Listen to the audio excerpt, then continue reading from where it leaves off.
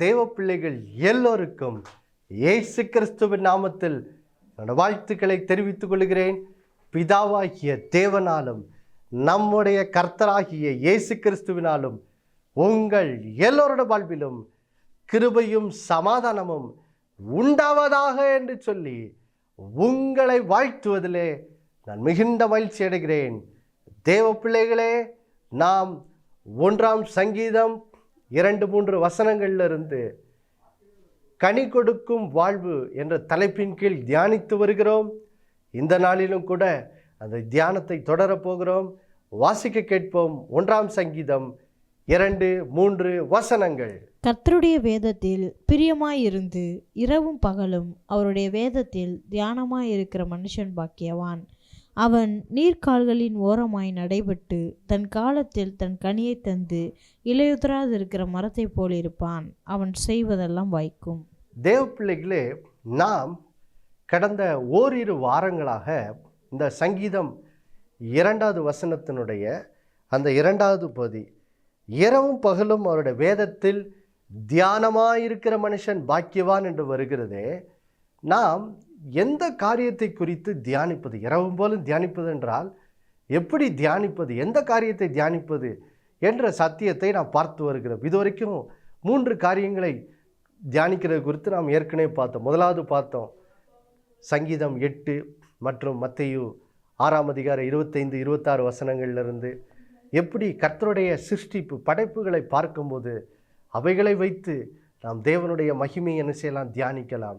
2வது, ஆண்டவர் இஸ்ரேல் ஜனங்களை எப்படி நடத்தினார், அவர்களுக்கு செய்த நன்மைகள், அதை வைத்து நாம் கர்த்தரை குறித்து இரவும் போலும் தியானிக்கலாம் என்று சொல்லி பார்த்தோம். 3வதாக கடந்த வாரத்தில் பார்த்தோம், இயேசுவினுடைய சிலுவை அன்பை குறித்து நாம் தியானிக்க வேண்டும் என்று சொல்லி, எப்படி தேவன் மனிதனாய் வந்து நமக்காக அந்த சிலுவையிலே நம்முடைய பாவங்களுக்காக மரித்தாரே, அந்த அன்பை குறித்து நாம் தியானிக்க வேண்டும் என்று சொல்லி பார்த்தோம். இன்றைக்கு 4வது காரியமாக கர்த்தர் நம்முடைய வாழ்விலை செய்த நன்மைகளை நாம் எப்படி நினைத்து பார்க்க வேண்டும் என்ற சத்தியத்தை நாம் பார்க்க போகிறோம். தேவ பிள்ளைகளை, அதற்காக நாம் திருப்பிக் கொள்ளலாம். சங்கீதம் 103 1-2 வசனங்களை நாம் வாசிக்க கேட்கலாம். என் ஆத்துமாவே கர்த்தரை சோஸ்தரி, என் முழு உள்ளமே அவருடைய பரிசுத்த நாமத்தை சோஸ்தரி. என் ஆத்துமாவே கர்த்தரை சோஸ்தரி, அவர் செய்த சகல உபகாரங்களையும் மறவாதே. தேவ பிள்ளைகளே, இங்கே சங்கீதக்காரன் நாம் தியானிப்பதற்கு 4வது வழியை அழகாக என்ன செய்கிறார் சொல்லித்தரார். இந்த சங்கீதம் இது ஒரு தாவீது பாடின சங்கீதம். பாருங்க, அவர் தன்னுடைய முதிர் வயதிலே இந்த சங்கீதத்தை ஒருவேளை எழுதியிருக்க கூடும் என்று சொல்லி வேத ஆசிரியர்கள் சொல்கிறாங்க. பாருங்கள், ஏனென்றால் அவர் வயதான காலத்தில் பாருங்கள், அவர் தன்னோட வாழ்க்கை முழுவதும் தன்னை நடத்தின தேவனை அவர் திரும்பி பார்க்கிறார். அவர் செய்த நன்மைகள், அவர் எப்படி தனக்கு காண்பித்த கிருபைகள், அவர் தமக்கு காண்பித்த உண்மைத்தன்மை எல்லாவற்றையும் அவர் திரும்பி பார்க்கிறார். எப்படி தான் பெரிய பாவம் செய்த போது கூட அதை எப்படி மன்னித்து, எப்படி தன்னுடைய வாழ்க்கையை அவர் சரிப்படுத்தினார், எல்லாவற்றையும் அவர் திரும்பி பார்த்து, இப்போ பாருங்கள், ஒரு முக்கியமான காரியத்தை இன்றைக்கி நமக்கு என்ன செய்கிறாரு, இந்த வசனங்களின் மூலமாக இன்றைக்கி ஆவியானவர் நம்மோடு என்ன செய்கிறார், பேசுகிறார். என்ன பேசுகிறார் பாருங்க, கர்த்தர் சொல்கிறாரு, என் ஆத்துமாவே கர்த்தரை ஸ்தோத்ரி.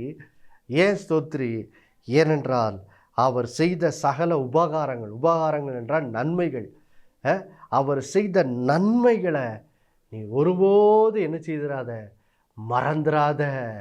மறந்துடாதன்னு சொல்லி பாருங்க, சங்கீதக்காரனாகிய தாவீது தன்னுடைய இஸ்ரேல் ஜனங்கள் வாழ்வில் காணப்பட்ட அந்த பெரிய பலவீனம், இஸ்ரேல் ஜனங்கள் மத்தியிலே பாருங்கள் ஒரு பெரிய அழிவை கொண்டு வந்த ஒரு பெரிய பாவம் என்னவென்றால், இஸ்ரேல் ஜனங்கள் அடிக்கடி அவர் செய்த கர்த்தர் செய்த நன்மைகளை என்ன செய்துறாங்க, மறந்து போனாங்க. அதனால தான் பல இன்னல்களை அனுபவித்தார்கள். அதனால தான் சங்கீதக்காரனாகிய தாவீது கர்த்தரால் ஞானம் பெற்று அவர் பாருங்க தன்னுடைய சக இஸ்ரேல் ஜனங்களுக்கும் இந்த சங்கீதத்தின் மூலம் இன்றைக்கு நமக்கும் அவர் எழுதி வச்சுருந்துருக்காரு ஆவியானவர் மூலமாக. அவர் சொல்கிறாரு, எப்பா அவர் செய்த சகல உபகாரங்களை என்ன செய்திடாத, மறந்துடாத. ஏன்னா மறந்து போனினா பாரு, அது உன் வாழ்க்கையில் பெரிய நஷ்டங்களை என்ன செய்திடும், கொண்டு வந்துடும்னு சொல்லி அவர் திரும்பி பார்த்து நமக்கு இன்றைக்கி சொல்லுகிறார் பாருங்க. இந்த வசனங்களின் மூலமாக ஆவியானவர் இன்றைக்கி இந்த வசனத்தோடு தான் நம்மோடு பேசுகிறார். கர்த்தர் சொல்கிறாரு, நான் உனக்கு எத்தனை நன்மைகளை செய்திருக்கிறேன். இன்றைக்கி உன் இருதயத்தில் ஏதோ ஒரு சின்ன கஷ்டம் வந்த உடனே முறுமுறுக்கிறியே, புலம்புறியே, ஏன் அப்படி செய்யாத ஆண்டவர் சொல்கிறாரு. ஏனென்றால் எத்தனை நன்மைகளை செய்திருக்கிறார். யோசித்து பாருங்கள், எத்தனை இன்றைக்கு நமக்கு கொடுத்துருக்கிற அழகான குடும்பம், நல்ல வேலை, வருமானம், நம்ம இருக்கிற வீடு எல்லாமே யார் தந்தது? கர்த்தர் தந்தது. எதையும் நம்ம என்ன செய்யலை, சம்பாதிக்கலை. நான் ஏதோ என்னுடைய சாமர்த்தியத்தில், என்னுடைய பெரிய ஞானத்தினால் நான் சம்பாதிச்சிட்டேன்னு யாராவது சொன்னாங்கன்னா உண்மையிலே பாருங்கள், அவர்கள் மிகப்பெரிய தவறை செய்கிறார்கள். ஏனென்றால் தேவனுடைய கிருபை தான் இன்றைக்கு நாம் அனுபவிக்கிற நன்மைகளுக்கு காரணமாக இருக்குது. தேவன் தான் அவைகளை நமக்கு தந்தார். பாருங்கள், இதை யாக்கோபு அழகாக நினைவு கூர்ந்து சொல்கிறார் பாருங்கள். திரும்பவும் நம்ம 103 சங்கீதத்துக்கு வருவோம்.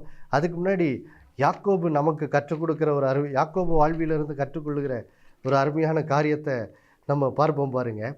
ஆதியாகமம் 32. இப்போது நாம் அதிலே 10வது வசனத்தை வாசிக்க கேட்போம். அடியேனுக்கு தேவரீர் காண்பித்த எல்லா தயவுக்கும் எல்லா சத்தியத்துக்கும் நான் எவ்வளவேனும் பாத்திரன் அல்ல. நான் கோலும் கையுமாய் இருந்த இந்த யோர்தானை கடந்து போனேன். இப்பொழுது இவ்விரண்டு பரிவாரங்களையும் உடையவனானேன். பாருங்கள் தேவ பிள்ளைகளை, இங்கே யாக்கோபு கர்த்தரிடத்தில் என்ன செய்கிறார்? ஜெபிக்கிறார். எதற்காக ஜெபிக்கிறார் பாருங்கள். பல வருஷமாக அவர் தன்னுடைய தகப்பன் வீட்டை விட்டு பல வருஷமாக அவர் பாருங்கள் லாபான் வீட்டிலே அவர் என்ன செய்தார்? இருந்தார். அங்கே இருக்கும்போது அவருடைய 2 மகள்களை திருமணம் செய்தார். கிட்டத்தட்ட 20 வருஷமாக அவர் கானான் தேசத்தில் இல்லை. அவர் கானான் தேசத்திலிருந்து விட்டு போய் லாபான் உடைய வாழ்ந்த அந்த தேசத்திலே அவர் வீட்டிலே அவர் 20 வருஷமாக என்ன செய்கிறாரு? இருக்கிறார்.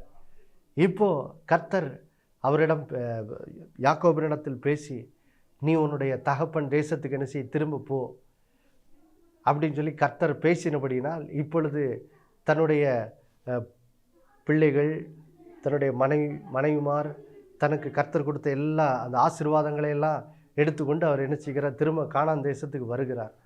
வரும்போது இப்போ அவர் என்ன செய்கிறது? திரும்பவும் தன் சகோதரனாகிய ஏசாவை சந்திக்கிற ஒரு சூழ்நிலை என்ன செய்து ஏற்படுது. அதனால் இப்போது யாக்கோபு பார்த்திங்கன்னா பயந்து நடுங்கிறார். ஏன்னா அவர் தன் தகப்பனை விட்டு ஓடினதுக்கு காரணமே என்னவென்றால் ஏசாவனுடைய ஆசீர்வாதத்தை ஏமாற்றி தன் தகப்பனிடத்துலேருந்து என்ன வாங்கிட்டார். அதனால தான் தகப்பன் விட்டு ஓடி போய் லாபான் வீட்டில் போய் என்ன செய்தார்? தஞ்சம் அடைஞ்சார். பல வருஷமாக. அதனால தான் அங்கே 20 வருஷம் அங்கே இருந்தார். இப்போது தன்னுடைய தகப்பன் வீட்டுக்கு திரும்ப வந்திருக்கிறாரு. அந்த தேசத்துக்கு, கானான் தேசத்துக்கு திரும்ப வர்றாரு. வர்றதுனால இப்போது மறுபடியும் ஏசாவை சந்திக்க வேண்டிய சூழ்நிலை ஏற்படுறதுனால இப்போது அதன் நடுவில் பயத்தின் நிமித்தமாக, ஆண்டவரே எப்படியாவது என் சகோதரன் ஏசாவின் கையிலேருந்து என்னை ரட்சியும், என்னை விடுவியும் அப்படின்னு சொல்லி ஒரு ஜெபம் பண்ணும்போது தான் அந்த ஜெபத்தின் நடுவில் அவர் கர்த்தரை என்ன செய்கிறாரு? துதிக்கிறார். ஒரு நெருக்கத்தின் நடுவில் இருக்கார், மிகவும் பயத்தில் இருக்கார்.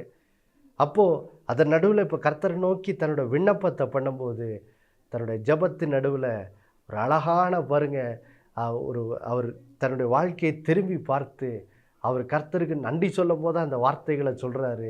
என்ன சொல்கிறாரு? அடியேனுக்கு தேவரீர் காண்பித்த எல்லா தயவுக்கும் எல்லா சத்தியத்துக்கும் நான் எவ்வளவேனும் என்னது பாத்திரன் அல்ல ஆண்டவரே. நான் கோலும் கையுமாய் இந்த யோர்தானை கடந்து போனேன். இப்பொழுது இவ்விரண்டு பரிவாரங்களாக என்ன செய்த உடையவனாக இருக்கிறேன். திரும்பி பார்க்கிறார். ஆண்டவரே, எவ்வளோ பெரிய நன்மைகளை செய்திருக்கிறீர். மனைவி தந்திருக்கிறீர், பிள்ளைகளை தந்திருக்கிறீர், அநேக ஆசீர்வாதங்களை தந்திருக்கிறீர். வெறும் ஒரு கோலோடு நான் என்ன செய்தேன்? இந்த யோர்தானை கடந்து போனேன். ஆனால் இன்றைக்கி 2 பரிவாரங்களாக என்ன செய்திருக்கேன்? திரும்பி வந்திருக்கேன். பரிவாரங்கள் என்று சொல்லும்போது பாருங்கள், சில நேரம் நம்ம அதை வாசிக்கும்போது நம்ம மனசு இப்படி சொல்லும். என்னது, ஏதோ ஒரு பல 2 பிரிவாக பிரித்து பல ஆடுகள், நிறைய ஆடு மாடுகள்லாம் இருக்குது அப்படின்னு சொல்லி ஒரு சிறிய அளவில் தான் நம்ம 2 பரிவாரம்னா அது ஒரு சின்ன அளவில் தான் பார்ப்போம். பாருங்கள் தேவ பிள்ளைகளே, பரிவாரங்கள் என்றால் என்ன அர்த்தம்னா 2 ராஜாக்களுக்குரிய சொத்துன்னு அர்த்தம். பாருங்க, 2 ராஜாக்களுக்கு ஒரு ராஜா இருந்தால் யோசிச்சு பாருங்கள். ஒரு சிறிய யாக்கோபின் நாட்கள்லாம் சிறிய சின்ன சின்ன தேசங்களாக பல தேசங்கள், அதுக்கு ராஜாக்கள்லாம் என்ன செய்தாங்க, இருந்தாங்க. இப்போது 2 ராஜாக்கள் தங்களுக்கு சொத்து வச்சுருந்தா எப்படி இருக்கும், அதை தான் இங்கே சொல்கிறாரு. 2 ராஜாக்களுக்குரிய அவ்வளோ பெரிய சொத்துக்காரனாக என்ன செய்யிருக்காரு, கர்த்தர் இவரை உயர்த்தி இருக்கிறார். மிகப்பெரிய ஆசீர்வாதம். யோசிச்சு பாருங்க, வெறும் கோலும் கையுமா போனவரை கர்த்தர் இவ்வளோ ஆசீர்வதித்து உயர்த்தி இருக்கிறார். 12 பிள்ளைகளை கொடுத்துருக்கிறார். யோசித்து பாருங்க, மிகப்பெரிய ஆசீர்வாதத்தை பெற்றவராக இவர் இருக்கிறார். அதனால தான் அதை திரும்பி பார்த்துட்டு சொல்கிறார், ஆண்டவரே, ஒரு காலத்தில் ஏமாத்துகிறவனாக, ஒரு காலத்தில் சகோதரனை ஏமாற்றி அவருடைய ஆசீர்வாதத்தெல்லாம் திருடினேன், பெரிய ஏமாத்துக்காரன்.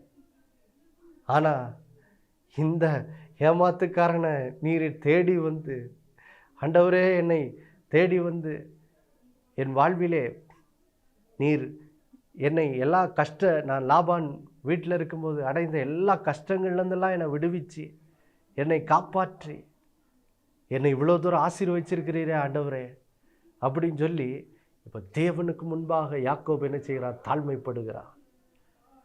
ஒரு காலத்தில் ஏமாற்றுகிறவனாக இருந்த யாக்கோபு அவனோட வாழ்க்கையில் ஒரு பெரிய மனம் திரும்புதல் என்ன செய்து உண்டாகிறது.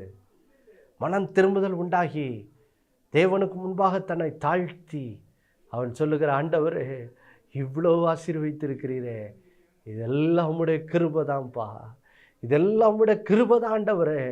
இது ஏதோ என் சாமர்த்தியத்தினாலும் என் கைபலனினாலும் என்னுடைய பெரிய படிப்பறிவினாலும் நான் அதை சம்பாதிக்கலை. இல்லை இல்லை இல்லை, நான் ஒரு ஏமாத்துப்பேன். எனக்கு ஒரு ஆசீர்வாதம் கூட கிடச்சிருக்கக்கூடாது. ஆனால் உம்முடைய கிருபை என் மேலே விழுந்துச்சு, என் மேலே இறக்கப்பட்டீர், என்னோடு பேசினீர். நான் என் தகப்பன் வீட்டை விட்டு என் சகோதரனுக்கு பயந்து ஓடிய போதும் என் கூடவே வந்தீர். வந்து 20 ஆண்டு காலங்கள் என்னை நடத்தினீர், எல்லா துன்பங்கள்லேருந்து விடுவித்தீர். என் மாமன் லாபான் என்னை ஏமாற்றிய போதெல்லாம், என்னை வெறுங்கையாக அனுப்பிவிடலான்னு பார்க்கும்போது கர்த்தர் என்னோடு வந்து இடைப்பட்டு என்னோடு பேசி இந்த ஆசீர்வாதங்களெல்லாம் எனக்கு தரும்படி ஞானத்தை தந்தீர், என்னை வழி நடத்தினீர். ஆண்டவரே, இதெல்லாம் உடைய கிருபை தான்ப்பா, நீங்கள் தான் எனக்கு தந்தீங்க தேவரீர், அப்பா நீங்கள் தான் எனக்கு தந்தீங்கன்னு சொல்லி அவன் தேவனை என்ன செய்கிறான், மகிமைப்படுத்துகிறான். யோசித்து பாருங்கள் தேவ பிள்ளைகளே, இன்றைக்கி நாமும் கூட நம்முடைய வாழ்க்கையை திரும்பி பார்க்க வேண்டியதாக இருக்கிறது. கர்த்தர் நம்ம எப்படியெல்லாம் நடத்தி வந்தார் யோசித்து பாருங்கள். நம்ம ஒவ்வொருத்தரும் ஒவ்வொரு விதத்தில் பாவம் செய்கிறவர்களாக இருந்தோம், ஒவ்வொரு பாவங்களுக்கு அடிமைப்பட்டிருந்தோம். சிலர் பொய் பேசுகிறவர்களாக இருப்பாங்க, சிலர் அசுத்தமான காரியங்களை சிந்திக்கிறவர்களாக பார்க்கிறவர்களாக இருப்பாங்க, சிலர் சண்டை பண்ணுகிறவர்களாக இருப்பாங்க, சிலர் தேவனுக்கு விரோதமாக எப்பொழுதும் தேவனுக்கு விரோதமாக பேசுகிறவர்களாக இருப்பாங்க, அவரை இழிவாய் அசட்டையாய் பேசுகிறவர்களாக இருப்பாங்க. ஒவ்வொருத்தரும் ஒவ்வொரு விதத்தில் பாவம் பண்ணோம். ஆனால் நம்மை தான் தேவன் தேடி வந்து தம்முடைய இரக்கத்தை கிருபை வெளிப்படுத்தி நம்முடைய வாழ்வு ஒன்றில்லாமல் போயிருக்கணும். ஆனால் கர்த்தர் நம்மை தேடி வந்து நம்மை ரட்சித்து இன்றைக்கி நம்மை ஆசீர்வதித்திருக்கிறார்.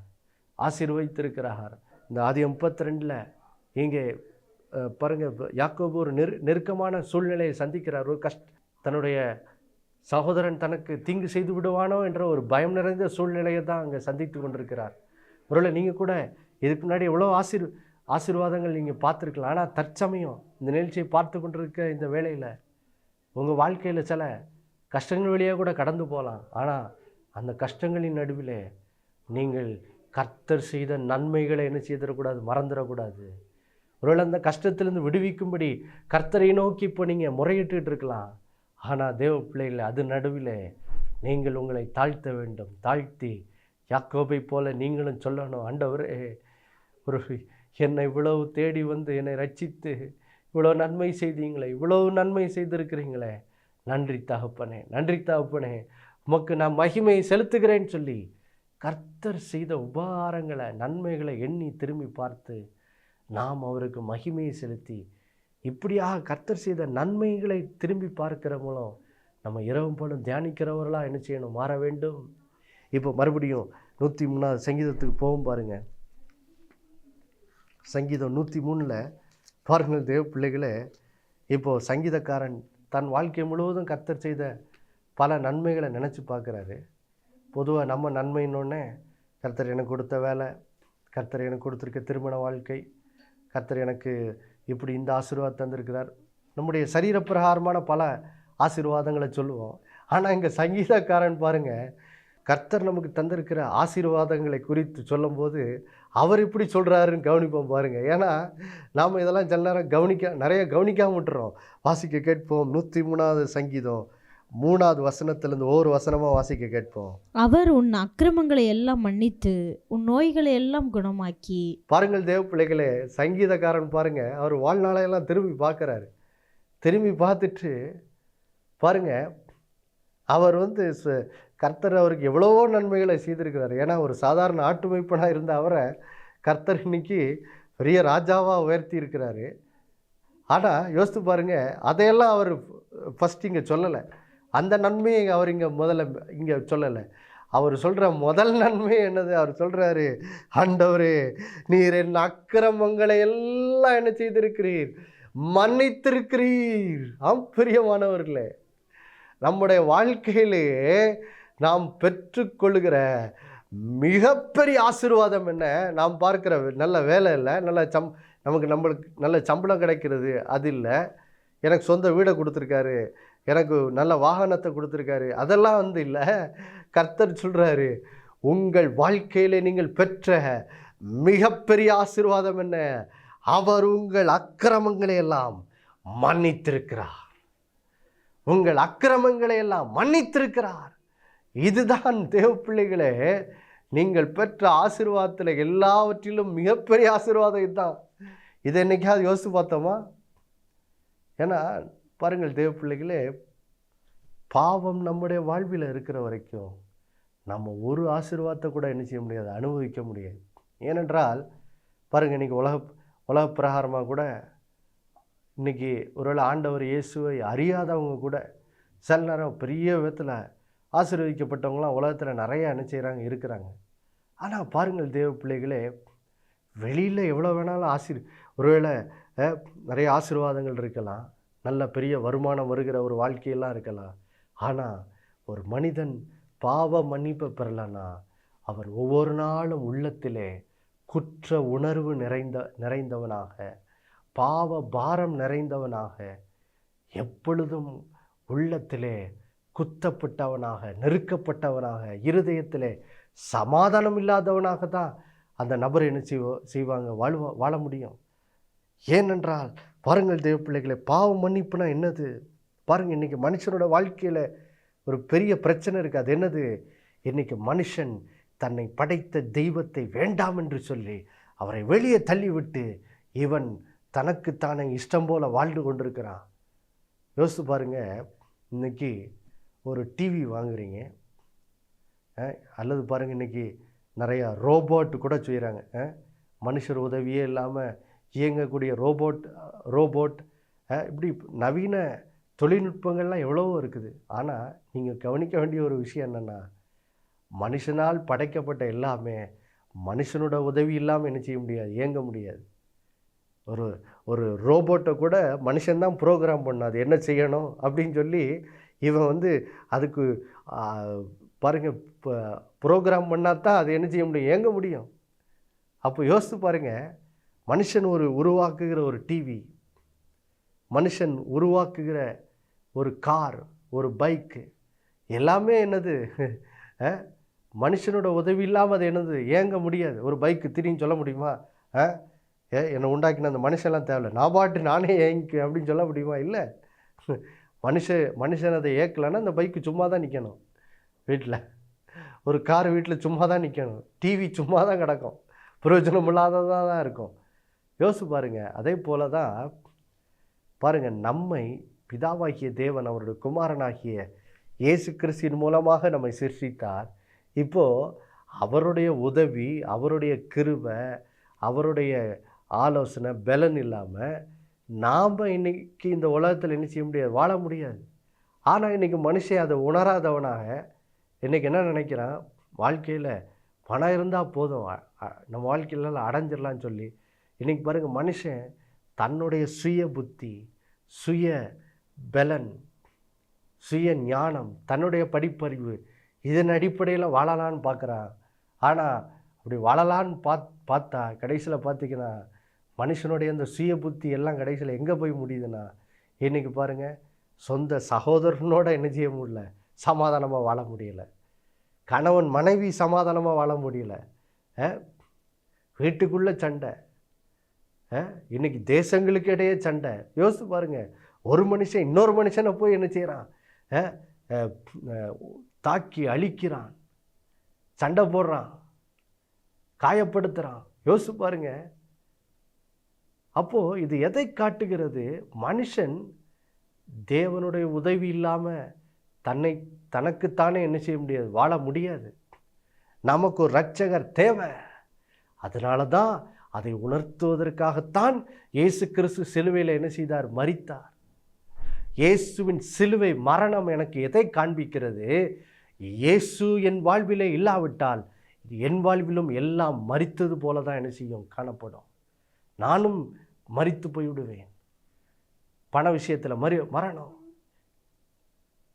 சுக விஷயத்தில் சுகத்தை இழந்து வியாதியில் கஷ்டப்படணும், ஆத்மாவில் சமாதானம் இல்லை. இப்படிப்பட்ட வாழ்வு தான் என்ன செய்யும், இயேசு இல்லைன்னா நம்முடைய வாழ்வு இருக்கும். அப்போது தேவ பிள்ளைகளே, அதனால தான் நம்முடைய பாவங்களை மன்னித்து நம்மை மறுபடியும் தேவனோடு ஒப்புரவாக்கி, தேவனிடத்திலிருந்து பிரிக்கப்பட்டிருக்கேன்னா, இப்போது என் பாவங்கள் இயேசு கிறிஸ்துவின் மூலமாய் மன்னிக்கப்படுகிற மூலம், அவருடைய இரத்தத்தினால் என் பாவங்கள் கழுவப்படுகிற மூலம் மறுபடியும் நான் தேவனோடு ஒப்புரவாக்கப்பட்டு அவருடைய பிள்ளையாய் மாற்றப்பட்டு மறுபடியும் அவர் என்னோடு இருக்கிற மூலம் அவருடைய கிருபையிலே வாழும்படியாக வழிவகுக்கிறதுக்கு தான் தேவ பிள்ளைகளை இயேசு கிறிஸ்து சிலுவையிலே அவர் நமக்காய் மரித்து உயிர் தெழுந்து நமக்கு பாவ மன்னிப்பு என்னும் அந்த மிகப்பெரிய ஆசீர்வாதத்தை என்ன செய்தார், உண்டு பண்ணினார். அப்போது வாழ்க்கையில் தேவ பிள்ளைகளே, எல்லா ஆசீர்வாதத்துக்கும் ஆரம்பம் பாவ மன்னிப்பு தான் பாருங்கள். அப்போது பாவ மன்னிப்பு அவ்வளவு லேசாக நீங்கள் என்ன செய்யக்கூடாது, எடுக்கக்கூடாது. உங்கள் பாவங்கள் மன்னிக்கப்படலைன்னா உங்கள் ஜெபம் கேட்கப்படாது, உங்கள் கையின் பிரயாசங்கள் ஆசீர்வதிக்கப்படாது, அதில் சாபம்தான் காணப்படும். எவ்வளவு தான் சம்பாதிச்சாலும், அதான் சொல்லுவாங்க பாருங்கள், 10,000 ரூபா சம்பாதிக்கிறவங்க அதுக்கு ஏற்ற கடன், 1 லட்சம் சம்பாதிக்கிறவங்க அதுக்கு ஏற்ற கடன், இன்னும் அதுக்கு மேலே பெரிய சம்பாத்தியம் பண்ணுறவங்க அதுக்கு ஏற்றாப்புல கடன் வச்சுருக்காங்க. அவ்வளோதான். இன்றைக்கி மனுஷன் பாருங்கள், எவ்வளோ தான் வருமானம் வந்தாலும் கடன் பிரச்சனையிலேருந்து அவனுக்கு என்னது விடுதலை இல்லை. ஏன்? இன்றைக்கி வாழ்க்கையில் பாருங்கள், பாவம் மன்னிக்கப்படலைன்னா நம்முடைய கையின் பிரயாசங்கள் ஆசீர்வதிக்கப்பட முடியாது, அதில் சாபந்தான் இருக்கும். அதனால தான் இன்றைக்கி ஆண்டவர் சொல்கிறாரு, எண்ணிப்பார், தேவன் உன் பாவங்களை என்ன செய்திருக்கிறார், மன்னித்திருக்கிறார். அதான் சங்கீதக்காரன் சொல்கிறார், எப்பா வாழ்க்கையில் என் கர்த்தர் எனக்கு பெரிய நன்மை செய்து, அது என்ன நன்மை தெரியுமா? தாவீது சொல்கிறார், ஆமாப்பா, ஆட்டுமைப்பனாக இருந்த என்ன ஆண்டவர் ராஜாவெல்லாம் உயர்த்திருக்கார், பெரிய நன்மை தான். ஆனால் அந்த நன்மையை எனக்கு தர்றதுக்கு என் தேவனோடு எனக்கு ஒரு உறவு உண்டாக வேண்டும். அந்த உறவு எப்படி வந்திருக்குது, என் தேவன் என் அக்கிரமங்களை எல்லாம் என்ன செய்திருக்கிறார், ஆட்டுக்குட்டியானவராகிய இயேசு கிறிஸ்துவின் மூலம், அவருடைய இரத்தத்தின் மூலம் என்னை மன்னித்திருக்கிறார். அதுதான் பெரிய நன்மை. அதை அவர் எண்ணி பார்த்து, ஆண்டவரே என்னை பாவங்களெல்லாம் மன்னிச்சிருக்கீங்களே, நன்றி அப்படின்னு சொல்கிறாரு பாருங்க. அடுத்தது அவர் சொல்கிறாரு, அவர் உன் நோய்களையெல்லாம் என்னது குணமாக்கி இருக்கிறார்.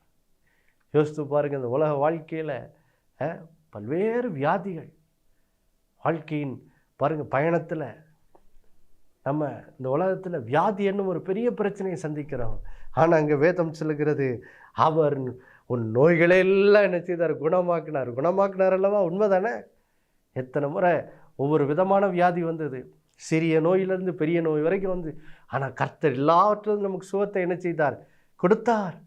இப்போ பாருங்க, அடுத்த வசனம் 4வது சங்கீதம் 103 4வது வசனத்தை வாசிக்க கேட்போம். உன் பிராணனை அழிவுக்கு விலக்கி மீட்டு உன்னை கிருபையினாலும் இரக்கங்களினாலும் முடிசூட்டி. பாருங்க, எவ்வளோ பெரிய ஒரு நன்மை. அடுத்தது, உன் பிராணனை அழிவுக்கு விலக்கி மீட்டார். ஆம் பிரியமானவர்கள், எத்தனை முறை இந்த உலகத்தில் நம்ம நம்முடைய வாகனங்களில் பயணம் பண்ணும்போது பல முறை பலவிதமான ஆபத்துகள்லாம் நமக்கு நேரிட்டு இருந்திருக்கும்.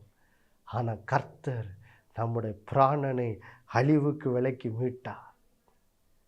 சில வேளையில் சில மோசமான வியாதிகள் வந்து நம்ம அழிந்து போயிருப்போம், அதிலிருந்து மீட்டெடுத்தார். சில வேளையில் பாருங்கள், சில நெருக்கங்கள் கஷ்டங்கள் வந்தபோது பாருங்கள், சிலருக்கெல்லாம் பாருங்கள், இன்றைக்கி உலகத்தில் சில நேரம் மனுஷனுக்கு ரொம்ப கஷ்டம் நெருக்கம் வரும்போது பாருங்கள், மனசில் வர்ற பிசாசு போடுற பொல்லாத சிந்தையை நீ தற்கொலை பண்ணி செத்துக்க வேண்டியதானே. பாருங்கள், இன்றைக்கி உலகத்தில் பலரும் இப்படிப்பட்ட எண்ணங்களால் பாதிக்கப்படுகிறார்கள். ஆனால் யோசித்து பாருங்கள், கர்த்தர் தம்முடைய கிருபை நிமித்தம் அப்படிப்பட்ட பொல்லாத எண்ணங்கள்லேருந்துலாம் நம்மளை விடுதலையாக்கி நம்முடைய பிராணனை அழிவுக்கு மீட்டார் அல்லவா. ஒருவேளை இன்றைக்கி இந்த நிகழ்ச்சியை பார்த்து கொண்டிருக்கிற யாராவது ஒருவேளை அப்படிப்பட்ட எண்ணங்களால் நீங்கள் கஷ்டப்பட்டீங்கன்னா, இன்றைக்கி ஆண்டவர் இயேசு சொல்லுகிறார், நான் உனக்கு விடுதலை தருகிறேன் மகனே, நான் உனக்கு விடுதலை தருகிறேன். நீங்கள் அழிந்து போய்விடக்கூடாது, நீங்கள் மரித்து போய்விடக்கூடாதுன்னு சொல்லி தான் இயேசு கிறிஸ்து உங்களுடைய இடத்தில் என்ன செய்தார்? உங்கள் பாவங்களுக்காக, உங்கள் சாபங்களுக்காக மரித்தார். எவ்வளோ பெரிய நன்மை பார்த்தீங்களா? ஆம் பிரியமானவர்களே, நம்முடைய பிராணனை நரக குழிக்கு, பாதாள குழிக்கு விலக்கி ரட்சித்து மீட்டார். அடுத்ததாக பாருங்க, ரொம்ப ரொம்ப முக்கியம், உன்னை கிருபையினாலும் இரக்கங்கள்னாலும் முடிசூட்டினார். இதான் பாருங்கள், தேவ பிள்ளைகளை போய் பாருங்கள், வெறும் அக்கிரமத்தை பாவங்களை மன்னித்து வியாதியை குணமாக்கி பிராணனை அழிவுக்கு விலக்கி மீட்டது மட்டும் இல்லை, அழிவிலிருந்து நம்முடைய வாழ்க்கையை காத்து கொண்டது மட்டும் இல்லை, இப்போது நம்மளை பாருங்கள் அதற்கு மேலாக போய் தம்முடைய கிருபையினால் நம்ம என்ன செய்கிறார்? முடிசூட்டுகிறார். எப்படி முடிசூட்டுகிறார்? வேதம் சொல்லுகிறது, இன்றைக்கு நாம் தேவனுடைய பிள்ளைகள் என்று 1 யோவான் 3:1 சொல்லுகிறது, நாம் தேவனுடைய பிள்ளைகள் அழைக்கப்படுவதனாலே பிதாவானவர் நமக்கு காண்பித்த அன்பு எவ்வளோ பெரிதென்று பாருங்க. ஆம் பிரியமானவர்களே, யோசித்து பாருங்க, பாவிகளாக இருந்த நீங்கள் இன்னைக்கு தேவனுடைய பிள்ளைகள்னு அழைக்கப்படுறீங்களே, எவ்வளோ பெரிய நன்மைகளை தேவன் செய்திருக்கிறார் ரட்சிப்பின் மூலம். தேவ பிள்ளைகளே, இந்த ரட்சிப்பின் மூலம் கிடைச்ச இந்த ஆவிக்குரிய நன்மையெல்லாம் இன்றைக்கி என்ன செய்யுங்க? திரும்பி பாருங்கள். கிறிஸ்துவுக்குள் புது சிருஷ்டியாக மாற்றப்பட்டிருக்கீங்க. பழைய ஒழிந்து போன எல்லாம் புதிதாயின. இந்த நன்மைகளை வெறும் சரீரப்பிரகாரமாக கர்த்தர் செய்த நன்மை மட்டும் இல்லை, அதற்கும் மேலாக அவர் செய்திருக்கிற இந்த ஆவிக்குரிய நன்மைகளெல்லாம் நினைத்து பார்க்கும்போது உங்கள் உள்ளம் நன்றியினால் நிரம்பி கர்த்தரை துதிக்கும். அது உங்கள் வாழ்க்கையை மாற்றிவிடும். ஜெபிக்கலாம். இப்படியாக கர்த்தர் செய்த இந்த நன்மைகளை நினைத்து நீங்கள் இந்த நாளிலிருந்து தியானியுங்கள். ஜெபிக்கலாம். அன்புள்ள பரலோக பிதாவே, கர்த்தராகிய இயேசு கிறிஸ்து நாமத்தில் வேண்டிக் கொள்கிறப்பா, இந்த நாளில் உம்முடைய வார்த்தையிலிருந்து ஆண்டவரை எப்படி கர்த்தர் செய்த நன்மைகளை நினைத்து பார்த்து துதிக்க வேண்டும் என்று கற்றுக் கொடுத்தீரே. ஆமாம் ஆண்டவரே, அதை தியானிக்க வேண்டும் என்று கற்றுக் கொடுத்தீரே.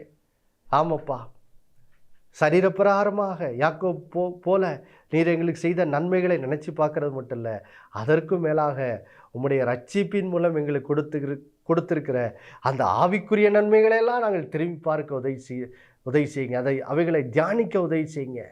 உடைய பிள்ளைகள் இந்த நாளில் அவைகளெல்லாம் நினைத்து பார்த்து உம்மை துதிக்கட்டும் ஆண்டவரே, துதிக்கட்டும்.